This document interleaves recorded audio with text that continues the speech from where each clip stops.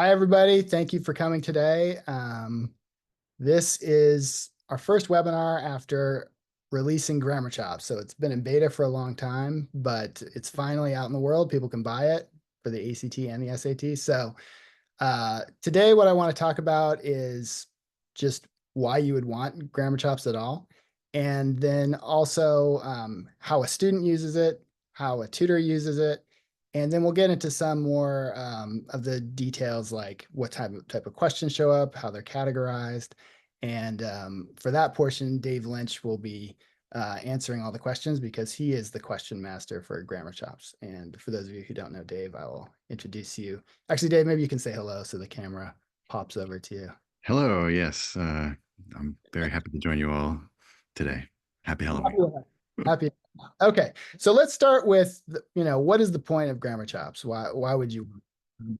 So the point is to get or to help students answer a lot of really good questions. And there are two parts of that. There's the good question part and there's the a lot part. And I'll start with the good questions. So by good questions, I mean ones that show up a lot on real tests that the student hasn't mastered yet, but that they could learn pretty easily. And luckily, we all know there are a lot of questions like that on ACT English and SAT reading and writing. There are a whole bunch of question types that maybe the student doesn't know, but you can teach them really quickly, and it's definitely going to improve their score. So a good example of this might be the semicolon rule. So if they can recognize complete sentences, they can use a semicolon, and you can explain it to them in about 20 seconds, give them some examples, and when that shows up on the test, they'll get it right. The problem is that it's hard to find the right questions for each student because everybody's got different skill levels, they learn different things, they remember different things. And so what we do at Grammarchops is curate a large, very large question base that has the questions that have shown up the most on actual tests. So Dave Lynch has gone through every test that has ever been released. He's tagged every question every way he could think of. Then he's analyzed all the question types, figured out which ones showed up the most, and then written thousands of questions so that students can practice those question types. And we've set it up so that when a certain type shows up, like the semicolon, it's different every time. I guess if there are probably at least 20 variations of each type. So they could see the same type, but it's going to take a while for it to come back around. So that takes care of sort of the good question part. We've got a lot of high quality questions, and I'll show them to you in a little bit. They're basically identical to the style of the real test. And they're also specific to the needs of each individual student. So it's not just like taking a practice test where maybe they take 75 and like they know 60 of them, they're super easy, and it's you have to do all 75 to get to those 10 or 15 that are really going to help them. With Grammarchops, you can get them right to those effective questions. But it's not just that we want them to practice good questions, we want them to practice a lot of good questions. And that's where Grammarchops can help a lot too, because it taps into what really motivates students, and that's getting higher scores. So the reason they're meeting with you and doing all those practice tests is that they want to see that score go up. And so every game on Mathchops is tied to a score prediction. If they play Break the Bank or category challenges, which I'll show you later, they are very much based on a score that the student has achieved in the app. And that score is quite similar to the score they're going to get on an actual test. And so when a student sees, okay, my Grammarchops score has gone up because I practiced, and now my real score has gone up too, that's tremendously motivating, and they're going to do a lot more work for you. Whereas typically, if you just assign test after test after test, they're going to hit a wall where they maybe need to do targeted practice. They need to drill down into specific areas, but they don't want to do that targeted practice because that's just like a bunch of drills or a bunch of worksheets, and that's not motivating to them. So what Grammarchops does is take those questions that are targeted to the student, but put them in games that are related to scores, and that gets them to do a lot more work. So that's sort of the reason why you might be interested in using Grammarchops or what it's supposed to do. Now I want to show you how it works, and I'm going to start with the student perspective. So if we go to this page, this is a student who has already gotten up to level 30. And the only way they can get better is by playing this game called the level challenge. So you can see there's a timer. They have to get all 10 of these questions right. And if they miss even one, the game's over and they're going to have to start again. So it's very challenging when you get up to those higher levels. But that's not where we start them off. We would start them here, way down at level 10. And since we don't know where the student is, we'd have them play a game called the level setter. There's 15 questions and the score goes up if you get questions right, goes down if you get them wrong. Here's what it would look like midway through the test. And you can see the questions themselves are very similar to what you would see on an actual test. So at the end of this game, they'll have a score prediction, and we're going to set their level just below whatever's predicted on that score predictor. So if they came out with a 30 on it, we might put them at a 28 just to make sure that they're not too high. And that's the first part of their checklist. The next thing that they'll do is beat the level challenge. And this is the game I showed you a minute ago. You can see that at the lower levels, it's quite a bit easier. So there's only 6 questions. You don't lose unless you miss 3 of them. And we restrict it to 2 answer choices. So I don't know if you guys could hear that, but there's a coin there that students seem to like quite a bit, and you can use those coins to adjust your avatar. And there are also explanations. So many times students can even teach themselves some of these things just through repetition and through the explanations. So typically with students, you'll say, okay, play the level setter so we can find where you are, then beat the level challenge, because that's the only way your score is going to go up is by beating that game. And then after that, they're going to keep playing the level challenge until they're not really able to beat it anymore. So if we go back to this other student, these are all dummy accounts, by the way, but if you go back to this other student, they may have trouble getting past level 30. And at that point, I would want the student to play the category challenges. That was the third item on the checklist, and it's also right here on the homepage. So these category challenges focus on specific categories like clauses or commas and specific levels of difficulty. So if you wanted students to just work on verbs at level 30, you could have them start this quiz and it's only going to focus on verbs, whether that's subject verb agreement or tense. So typically what I'll have a student do is get this level up as far as they can on the level challenge. Then when they get stuck, they go over to these category challenges and they earn every badge at their current level. So all of these 30s. And you can see these are very short games. You know, you only have to get 6 right. And if a student knows the skill, a lot of times they can answer the question in 10 seconds or 15 seconds. So you're going to have them earn all of these badges. And then when all of this entire column is green, then they'll go back and they'll try the level challenge again, and they'll be able to beat it because they will have seen every skill that's at that level. So you kind of just go back and forth between those 2 modes. You know, if this level seems a little low, or it seems like they might be able to beat this game, then they should play the level challenge. And if they're having trouble beating the level challenge, then they should do the category challenge badges. And students can do hundreds or many times even over 1,000 questions, just toggling back and forth between these 2 types of games. So that's the basic student experience. From the tutor's point of view, you're going to be able to see everything that a student is doing from your homepage, your roster here. So this is your student roster. When you log in, this is what you'll see. Again, these are all dummy accounts. David Coleman is not actually my student.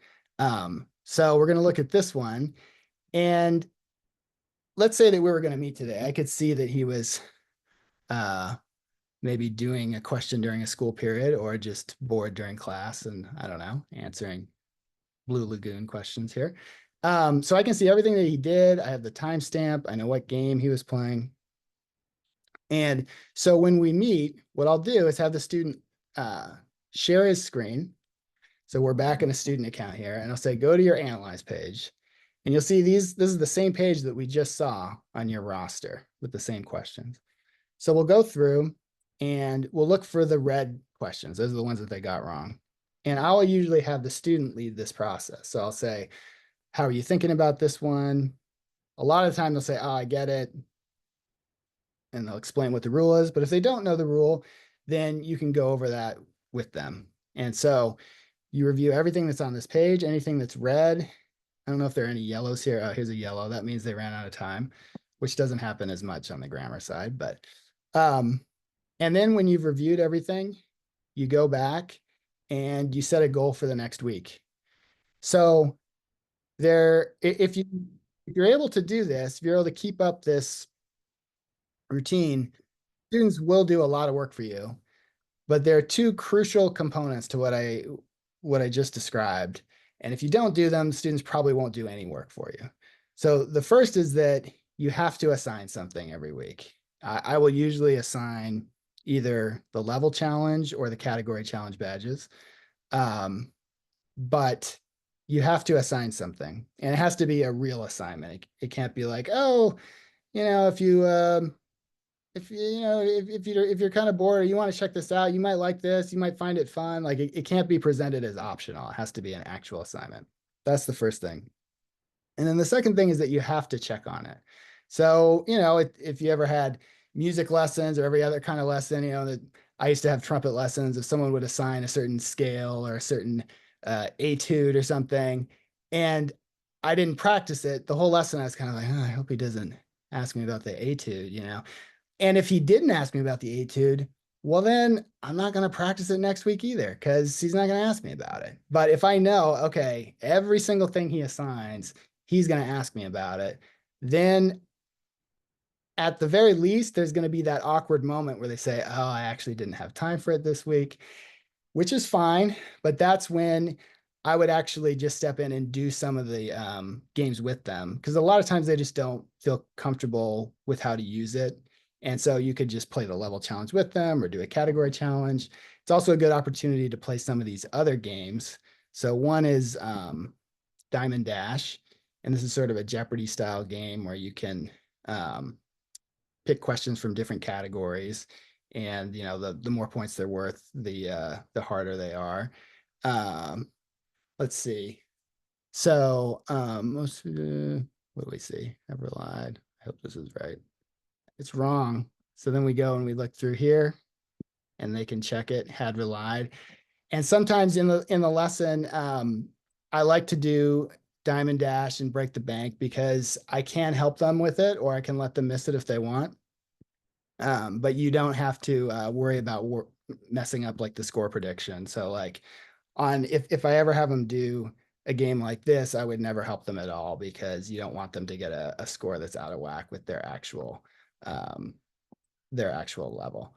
The other game I mentioned was Break the Bank, and this is probably my favorite. So you bet according to how confident you are in their answer. Okay, and this time I'm actually gonna stop talking and paying attention to this. All right, so okay, so this looks like two independent clauses to me. All right, there we go. Got one right this time. See, this is why Dave is the question master, not me. But anyway, all right. So, and this is a really fun game because it gets harder and harder, and you're trying to break a million points on it. So that's a typical routine, both for students and tutors. And now I want to show you just some general roster management tips here. So maybe I will stop. Actually, maybe before I get into that, maybe I'll just see if anybody has any questions. And you may have to unmute yourself, but are there any questions about that general routine or how you would use it with students or the functionality from the tutor side? I just have a question about Is there an SAT version too, or do they just play the ACT? Yes, good question. There's an SAT version and an ACT version. Yep. Thanks. Um, sure. I had a So few questions as well. yeah. So you mentioned that when the student is showing you what they've done that week, that you have them share their screen and you go through sort of question by question. Um, Typically, I have students just on my phone, and so sharing the screen is kind of annoying, right? Because I do the verbal stuff, so I don't really need to see much of them, right? We're operating on a different things. So anyway, is it possible for me to like either impersonate them and see what they're seeing, or is it possible for me as the tutor on the back end to see what they're seeing without them sharing their screen? Well, I mean, when you click on that, when you click on your roster, you see exactly what they see on their analyze page. So if you're working with Barney and you click on that, you'll see the last two questions or however many questions he answered. So I guess if you were doing it that way, you could have Barney go to his analyze page, and that would show you the same thing that you're seeing here on your own version of it. So that Okay. would probably be the way to do that. All right. I also had two other questions. Sorry. The games you were talking about, they don't affect the level that the score predictor. But the level challenge is the only one that affects the score prediction. Okay. And what did this say? Oh, I know. When you were doing like the level challenges, um, does that like, let's say you did really well on it or whatever, does that fill in those category challenges up to your score, or they remain all the way back? No, they remain unfilled, but you don't have to fill them in order to raise your overall level. So in other words, a student could just do the level challenge and never do any of that grid that you saw. Or they could fill in the whole grid if they want. So they're independent. Okay. Thank you. Cool. I had a couple of questions. Sure. Okay. So yeah, so I've been using it with people, with the beta for a while, and so my questions are, yeah, more related to actually using it. So one question that I had is, I've noticed with our math chops people, basically they'll kind of get stonewalled at a certain point. It gets harder and harder, and then they just kind of get stuck, right? Um, because yeah, I mean they're kind of maxed out. Whereas what I've noticed with grammar is it doesn't seem like that happens as much. Like it seems like they're able to kind of keep on progressing. It takes a long time for them to ever really get stuck. And I know before that was because the difficulty was kind of too easy or whatever on the ACT, and then I guess you guys fixed that. And then so do you think it's just because grammar is kind of like inherently easier to like improve at and master compared to the math because there's like less stuff and it's just easier, or what? Yeah, I do think it is much easier. So if you look at the frequency of questions, for example, like Dave and I were just going through, we're going to be making a top 75 list for grammar. And when you look at the top 4 or 5 items on the list, there are things that show up literally like 5, 6, 7 times per test on the grammar. And it would be something like redundancy or let's see, maybe like subject verb agreement or something like that. And they're things that you can teach fairly quickly to all students. Whereas if you think of something similar on the math side, yeah, you could say algebra shows up multiple times. You Right, could say right. like fractions or percents, but it's incredibly challenging to teach percents to everything about a percent to a student. So yeah, I do think it's a shallower domain, or maybe people are more naturally talented at it. I do think we still have some work to do to make the score prediction as good as the Math Chops one. I mean, Math Chops has been around for a long time and we've been tweaking it for a long time. So I do appreciate you bringing that issue to our attention earlier, and you saw we addressed it, and we're going to continue to work on it. I know my students have been getting stuck a little bit more. Actually, just like 2 nights ago, I had a student that was stuck at level 30, and that's where he was on his test, and so I was happy to see that. But I think we're going to need more feedback just to keep improving. Yeah, I mean, I guess that was kind of a second question was, yeah, about the predictive thing and about how well it maps to actual scores. Because I haven't had people like take the real thing since you guys like fixed everything. So it's hard for me to say. I will say like anecdotally, I feel like the part that they tend to get stuck on more is the level challenge compared to the category challenges. Cause like because yeah, it's just easier to make it through like 6 questions of all the same thing without getting one wrong than it is to get through like 10 or 12 or whatever of different stuff without being one wrong. So I think I can't think I might have had people get stuck on the category challenges, but mainly just the level challenge, I would say. Is that similar to y'all's?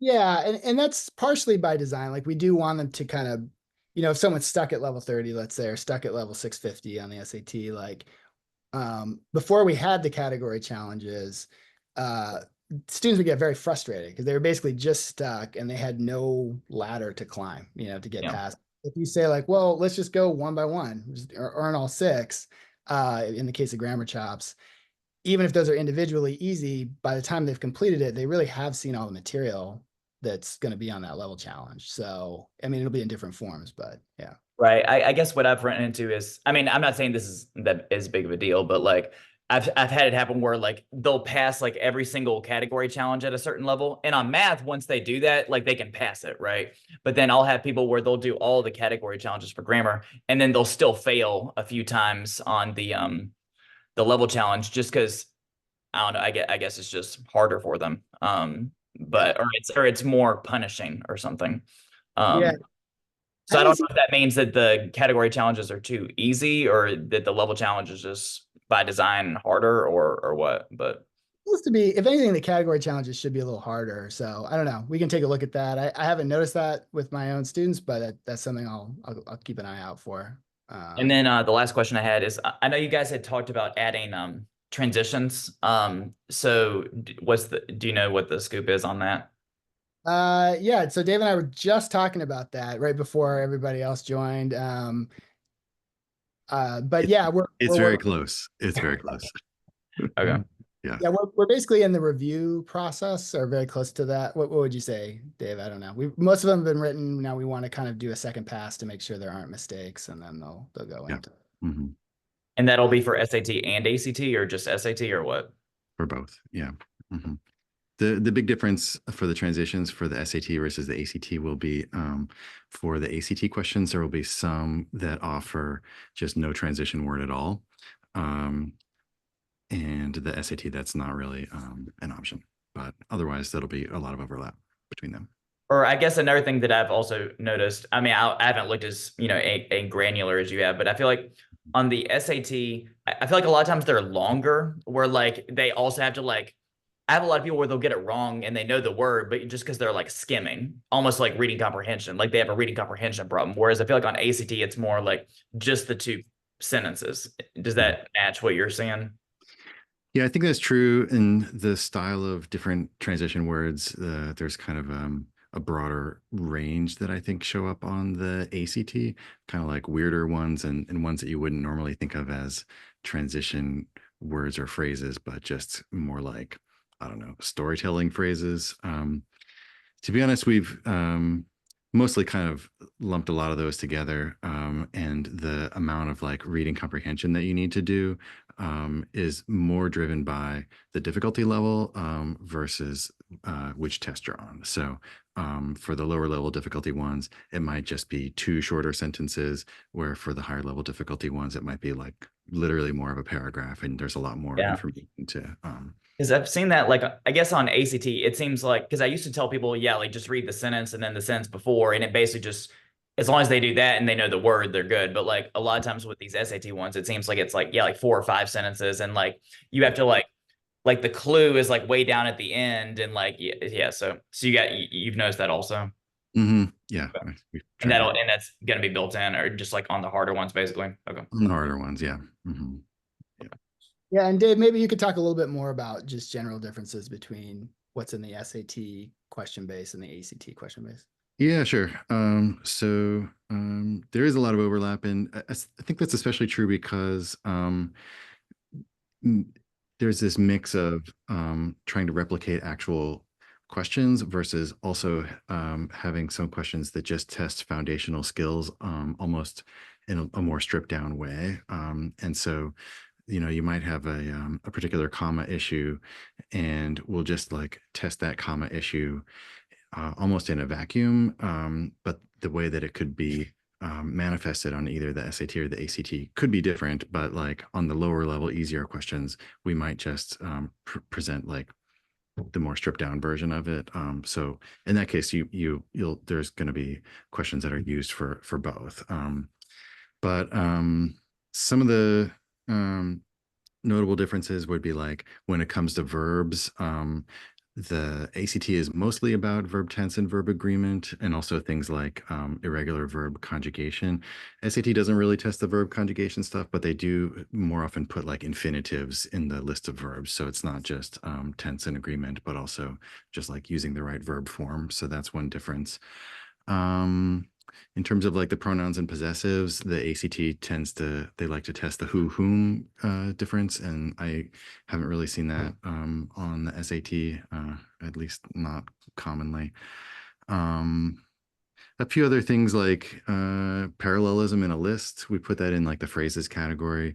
And that, when SAT writes lists, they will use parallelism, but it seems to be that that's not like the main focus of what differentiates the right answers from the wrong answers on the SAT, whereas that's something that is more commonly tested on the ACT.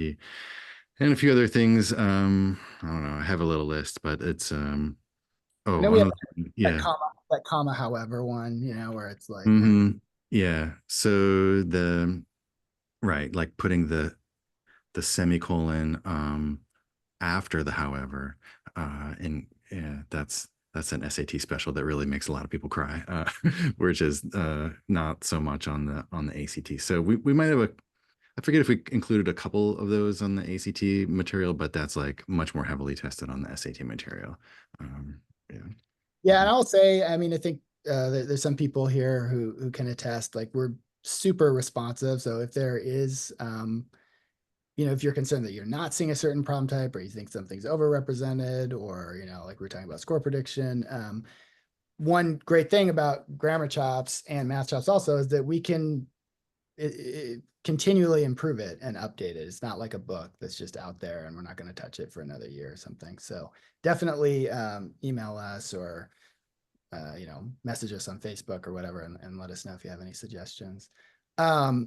Dave, would you mind describing the categories really quickly? Yep. So just quickly, so we have verbs, which are mostly verb tense, verb agreement, and those are the bulk of it.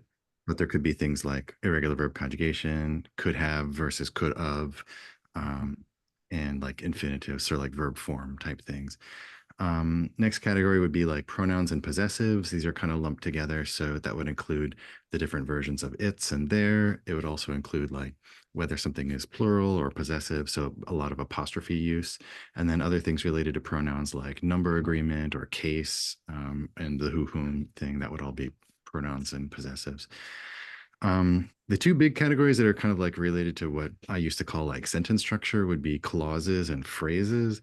And there's for many of these things, for many of the questions that are in Grammarchops, there's actually multiple categorizations just because of the issues that show up in the answer choices and in the sentence. But I'm kind of defining clauses as things that have to do with joining up like dependent and independent clauses, and even just making sure that it's a full sentence. So is there a subject, is there a verb, or if there's multiple subjects and verbs, are they properly joined using conjunctions or relative pronouns or suitable punctuation like a dash or a colon or something like that. So making sure that there is a full sentences and that they are properly joined, including both conjunctions and punctuation and things like that, avoiding run-on sentences, avoiding comma splices. So that would be the clauses stuff. The phrases, there's a lot of overlap, but that would include things that are like large-scale sentence components, but are not full clauses. And so like introductory modifiers, making sure that they're next to the noun that they should be modifying, participial phrases. So these, people often kind of confuse those with, actual predicates and verbs because participles look a lot like verbs, but like making sure that, a participial phrase is properly tacked on to the end of the sentence or properly punctuated with commas around it and things like that. Other phrase issues would be like parallelism in a list, or if you have non-essential phrases that interrupt the flow of a sentence, make sure that they're properly punctuated and they're not like accidentally morphing into clauses and things like that. So that would be phrases. Commas, well, as you know, there's lots of comma rules, and so all different kinds of comma rules. And then we separated the commas into like a full category by itself, and then there's often a lot of overlap with the comma questions and the other punctuation questions. Other punctuation would be anything else that's not a comma. So semicolons, colons, dashes, quotation marks, question marks, things like that. And that would also include like mismatched punctuation. So like having a dash on one end of a non-essential phrase, and then a comma on the other end, like avoiding that kind of stuff. So those are the categories that exist. And then, as we mentioned a second ago, transitions will be shortly forthcoming. So we're excited to add that one too. And so that's gonna Awesome. augment what we have. Yep. Great summary. Are there any other questions about anything we've discussed or anything that we didn't and you were hoping we would discuss? Yeah, go ahead. I had a couple questions. Yeah, again, more just kind of using it strategically. And like, so one question I had was just on like the time investment side, because I guess I've been trying to figure out like how much time to dedicate to like math chops versus grammar chops versus practice tests and whatever. So, the thing that's nice with math chops is it's like, half the test, right? It's like the whole math section. And but then the flip side is that it's I guess easier for most kids to like progress easily on the grammar. So even though it's like it's like only part of like half the test, I guess they're able to like, I guess, get stuck less easily. They're able to make progress more easily, especially like on their own. So like, how do you guys do it? Like, do you just have like a certain like benchmark where you're like, oh, I'm trying to get them through at least this many problems on the math, and then if they get stuck, just kind of leave it there?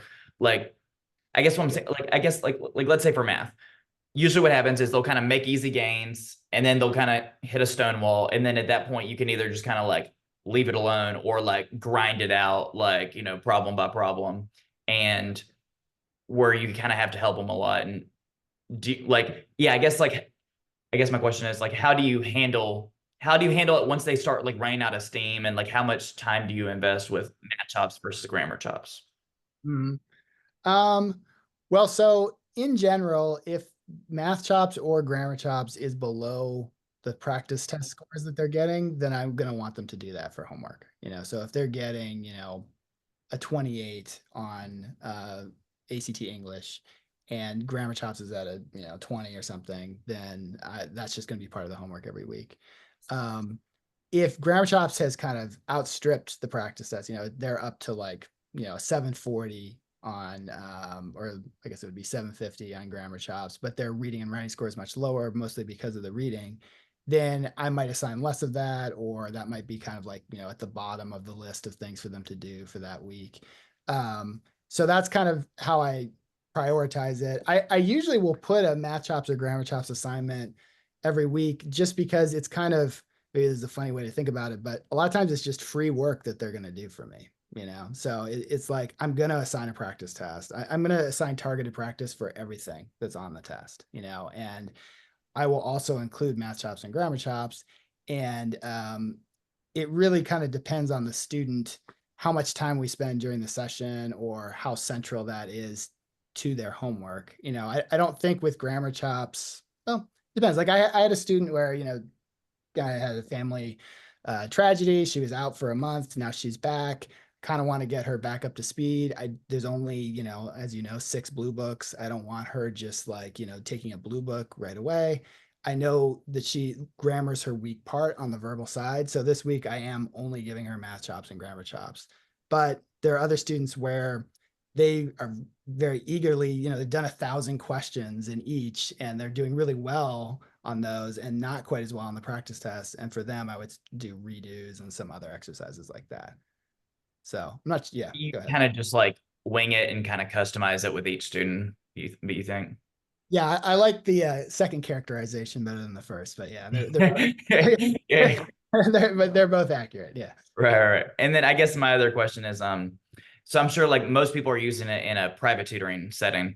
But then we do both, you know, we do private tutoring and we also do group classes. And so this fall has been my first time, like, I guess, implementing the Matchops and the Grammarchops in a group setting. And I've been trying to figure out how to do it. Because before, like, yeah, I taught more like traditionally, like, okay, I'm have my list of topics for today. I'm gonna go up there and demonstrate whatever. With the Matchops and Grammarchops, I wasn't sure, like, okay, should I like make a quiz and then like demonstrate them? Or because what I ended up doing is I ended up just kind of treating it like it was tutoring and just being like, okay, everybody kind of fire up Matchops, everybody just kind of be doing your own thing on Matchops, and I'll kind of wander around and help people. But I wasn't sure, like, so it was basically just like a big version of private tutoring, but I wasn't sure if other people were doing it like a more efficient way or anything. I think that would be really effective. I think what I would be tempted to do is have kind of, I would probably do a particular category. It depends on how many sessions you have, but if you have a lot of sessions with the students, I might say like, well, today we're doing other punctuation, you know, and I would create a quiz that you thought would maybe target the median student in that group, go through some rules that you think would help most people, and then say like, okay, now work on the category challenge, earn as many category challenge badges as you can in other punctuation, and then you can kind of be walking around and reinforcing what you taught during the lesson. And you could do that on the math side as well. So that's probably how I would use it. But good questions. Got about 5 more minutes, and then I'm going to have to go make my son lunch. But does anybody have anything else that they would like to discuss? And you can ask me or Dave or your fellow tutors if you want to open it up to the group. Just had a questions? question. Quick question. My question was that during this last round of tutoring, I had 2 students who really seemed to suffer the most on the boundaries category, not so much the other grammar ones. So I was wondering, like with all the different categories that you have, I know there's a lot of overlap. Do you have a sense of which one of those categories most targets things most often found in the boundaries category? How do you feel about that, Dave? Yeah, I would say clauses, phrases, and I guess like the other punctuation. Yeah. I guess there could be some commas too. It's really everything that's not verbs and pronouns.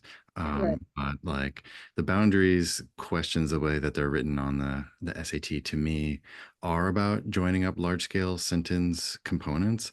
And so those sentence components could be full clauses. They could be smaller phrases like modifying phrases, appositives, introductory phrases, participial phrases. And then the way in which they're joined up could be done using commas or using other punctuation such as semicolons. So the boundaries kind of touches on all of those different ones. Mhm. Cool.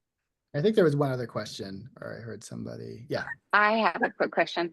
I wanted to understand, as far as those families that are self-pay, if they are part of the beta and I add the SAT Grammarchops to it, at the end of the year, they're not able to downgrade, right? They'd have to cancel their account and get rid of all of their I have families that have been on Mathchops. They're just kind of trying out Grammarchops. Mhm. And from the email, I interpreted it as if they'd have to cancel that account. Is that correct? So somebody who is in the beta who is a multi-subject student would be getting charged $10 a month, or sorry, $20. If they're paying for themselves, they'd be getting charged $20 instead of $40 a month. And then at the start of the new year, yes, that would go up to $40 a month. So they would have to, well, I think they could contact us and we could help them, or they could just cancel and re-sign up as a single subject student. But then they would be losing all of their data, right? So I think there's probably a way we can maybe talk more about this after, yeah, because this is a pretty like Okay. technical issue. But yeah, I think there would be a way to sort it out. And are we adding people differently than before? Because I could add people to the Grammarchops ACT, Mhm. and all my people are self-pay. Mhm. You can still, yeah, you should be able but to. this time I can't seem, for the SAT Grammarchops, I can't seem to add them. I mean, you should be able to create any kind of account you want for a student. You just can't create a multi-subject account for your student if you're not paying for them. Yeah. Okay, so if they're self-pay, I can't add them to the beta. Well, there is no more beta because it's out in the world now. But yeah, you can only, if you're not paying for them, you can only create a starter account for one subject. You can't create it for 2 subjects. But that one subject should be anything. You could do it for any subject. Okay. But yeah, if that's not the case, you should just take a screenshot and email it to me and I can take a look. Cool. I think I heard one, maybe, was there somebody else? Patricia, did you have a question? Yeah, my one question is for David. I realize on Math because of the broad topics, that you focus on the most frequent things. But on grammar, we've all seen that both tests will occasionally throw a curveball, like a fewer versus less question on the act, or we all know how the College Board is devilish, and I'm expecting a logical comparison question any day now. And especially since it might cost a student 12 or 15 points, have you thought of creating a category of the not expected but possibly expected topics, because they're simple to teach? You could group them all in a lumped bag of things that have shown up on older tests, and it's only a matter of time that we think we're going to see it on a new test. Have you thought of doing something like that? That is, I have not thought of that idea. That's a very interesting one. I know exactly what you're talking about, the sort of, the rarities, or I think as Adam Spinoza calls them, the whack-a-mole questions, where Yeah. like just once in a while they show up. Yeah, that is interesting, because there's been some times where I saw a question like that and I'm like, oh wow, what a great question. And then I had to restrain myself from putting it in because I'm like, no, this has only showed up once and we don't want Right. to overrepresent it. So yeah, we'd have to figure out how that would work, because I guess that might be something where you would want to set it up where students wouldn't have that stuff showing up in their kind of main like level Correct. stream, unless they're specifically seeking out those rarities. Yes. Yeah. That's what I was thinking, of just putting them all in a bucket of oddballs that Mhm. don't have a high probability of showing up, but have shown up on prior tests. Yeah. Where that category doesn't show up in the category challenges until they've reached a really high level. Yeah, I'm gonna interject and say this does sound cool, but it is like a tremendous amount of work that we're probably not going to do anytime soon. Because there's just so many questions that would fall into that category. And then, so I don't know though. I mean, we might, not in the near future, but it is something we would like to do. Effectively, we have kind of a threshold for including things because we don't want students to like not get to level 30 because they missed a question, but that question hasn't shown up in like 5 tests or something. We never want that to happen. So we restrict it to things of certain frequency, but yeah, for now, probably not, but it is a cool idea. Okay, well, thank you everybody for attending. I'm gonna have to run. All great questions today. If you have any other questions or any other thoughts, you can always email me, Mike@mathchops.com. Dave and I are both on Facebook. You can always message us or just send a message to team@mathchops.com. And hoping to see you all or talk to you all soon. Thank you. Thanks. Right. Thanks. Bye. Thank you.